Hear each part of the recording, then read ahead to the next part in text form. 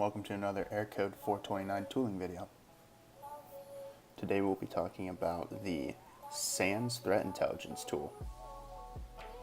So this tool is based on SANS DShield project where they collect open source intelligence and firewall logs from sensors around the globe. They compile this intrusion information into one open source database that can be queried via its API in order to get this information out. So if we go to their website, we can see some general information. DShield provides a platform for users of firewalls to share intrusion information. DShield is free and open source. So basically what's going on is anyone from around the globe who has a firewall in place and set up, they will just by the fact of having a firewall, they will create firewall logs. So what SANS is asking is, you've got these firewall logs, submit them to us. We will collect them, parse them, and put them into our database. And now you have one open source database where everything from around the globe is being collected. Now to take that one step further, they are open sourcing that database through an API, so then you can make queries or calls to that API to gain intelligence back. So now you're leveraging, instead of your own information, you're leveraging everyone's information from around the globe. So if we go to their API website, you can see all the API calls that can be made to the database. So there's quite a few. If we just look at one, look at top ports, we can see how this information is, or how this API is queried and some of the information that gets reported back. So we're looking at the API for top ports. We're looking at the records within the top ports for today's date. Now the default is XML format, but you can also change this to JSON, which is my preferred method. So as you can see, we made a call to the API and we got information back for the top ports. So these have been ordered in largest to smallest order. So you can see rank 1, target port is 23. There are roughly 345,000 records. There were 9,000 targets, and this information was given by 26,000 sources, which is pretty cool. So now let's talk about the tool a little bit and how the tool utilizes this open source information to quickly generate quick reports. So this tool is programmed in Python 3. Let's look at the help menu. So there are some predefined reports that come with the tool. Summary, target ports, top IPs, port data, and suspicious. And these all correlate back to some of the APIs that we were just looking at.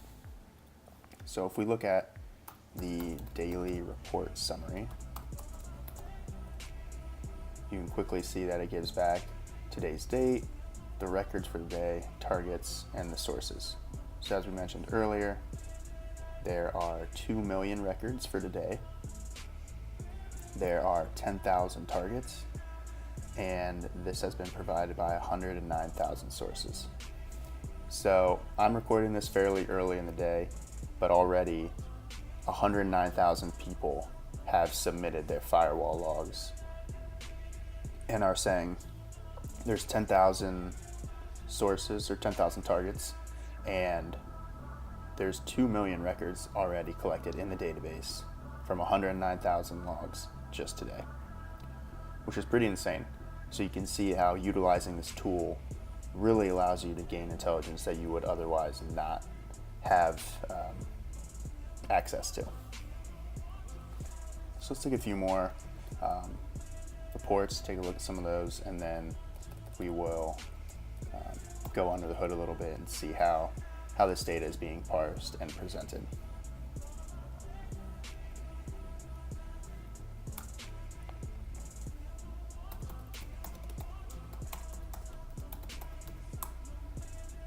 So we are making a request to the API and calling on the target ports. And as we are seeing earlier, this is the same information here, just displayed a little bit more neatly, and we pick and chose what we wanted to see.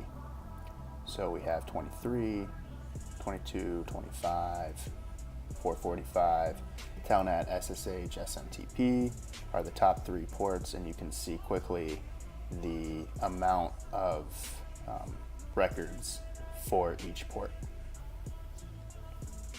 So that's pretty cool, pretty easy. You don't need to go on to the browser to get this information. Once the tool is set up, you can quickly just make a call to the API and get that information back very quickly. So as I mentioned before, we'll go underneath the hood to see how this information is generated. So I am in the PyCharm IDE. This is my IDE of choice. I'm fairly used to it. I recommend it. I think it's a very good tool for Python 3. So firstly, we have our imports. ArcParse is for our argument parsing options and flags for the help menu. We have requests, which is an HTML request library. And then we have datetime, which is just the date and time Python package. So if we go to the target ports function, we are just looking at this in the tool. So let's see quickly, do target ports, see the information we get back here. So that's what we're looking at. So the first thing I'm going to do is define today, just using datetime. We're getting the date, and then we're going to make a request to the SANS open source API. So for this, we need a few things. We need to know the URL. We need to know the API that we're calling, which is top ports. We need to know how many records we want to receive back, which is default to 10, but you can make this 20. So if we go to their website, we can make this 20. You see we get 20 records back. I'm defaulting to 10. And then we want to add in the variable of today. And then we are also saying we want it in JSON format. So the request library will make a GET request to this URL using the request.get method.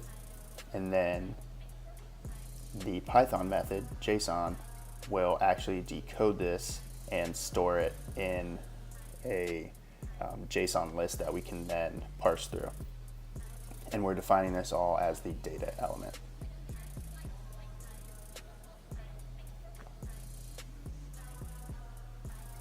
Okay.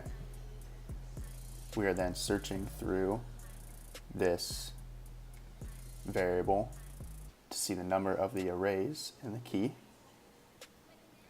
And then we're saying for however many keys are in that element, we're doing a loop through. So we first say, okay, how many arrays are in this data set? And then we want to loop through that data set. So when we're looping through the array, we have the target port variable that we need to strip out. So we have our data array, and we are looking inside for the phrase target port, or the key target port, which is right here. And we're saying for I in that array, we want to pull back the value of key target port. So we're going to go through the first the first loop is saying for this right here, for this first array, look for target port and pull back the value as variable target port. We're also, as we're looping through, looking for records. So as we're looping through, look for target port, pull back the value, look for records, pull back the value. And we're doing that for every single line. Every single line we're going to go through, look for target port, look for records, look for target port, look for records, look for target port, look for records. And every time we're pulling back the values. And we're saving those to our variables. And then lastly, we just print those to the console.